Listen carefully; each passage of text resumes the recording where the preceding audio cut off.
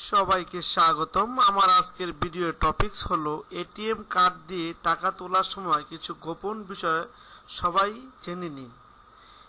এখানে যদি কোনো ধরনের ভুল হয়ে থাকে আপনি সর্বহারা হয়ে যাবেন। আপনার সব ব্যালেন্স অন্য কেউ গোপনভাবে বা অন্যায়ভাবে তার অ্যাকাউন্টে নিয়ে নিবে বা ক্যাশ আউট করে ফেলবে। এই ভিডিওটি অতি গুরুত্ব সহকারে দেখুন। জানুন কিভাবে এটিএম বুথে ঢুকতে হয়, কিভাবে কার্ড ইউজ করতে হয়, কিভাবে টাকা তুলতে হয়। আসুন আজকে ভিডিওটি আমরা দেখি। এটিএম মেশিনটাকে একটু চেক করে নিন। মেশিন দেখে খটকা লাগছে আপনার? বিশেষ করে যেখানে কার্ডটা প্রবেশ করানো হয় সেখানে ভালো করে লক্ষ্য করুন। স্লটের উপরের অংশটায় অনেক সময় অপরাধীরা কার্ডের তথ্য নিতে পারে এমন ডিভাইস লাগিয়ে রাখতে পারে। কার্ড রিডার অংশটিকে একটু ঝাঁকি দিন। যদি এটা একটু নড়াচড়া করে তবে সম্ভাবনা আছে এতে কোনো সমস্যা থাকার। এই ব্যাপারে ব্যাংকে অবহিত করুন।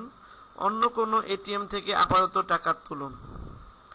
যদি এটিএম বুথে কোনো ছিনতাইকারী আপনাকে জিম্মি করে আপনার কার্ড নিয়ে টাকা ওঠানোর জন্য পিন নাম্বার চায়, তবে আপনার নম্বর যেমন 1234 না বলে 4321 বলুন, কারণ উল্টা পিন নাম্বার মারলে বিপদ সাইরেন বাজতে শুরু করবে। পিনকোড প্রবেশ করার আগে স্পর্শ করুন সবগুলো সংখ্যা। কেন? কারণ কিছু ক্ষেত্রে চোর হিট সেন্সর টেকনোলজি ব্যবহার করতে পারে।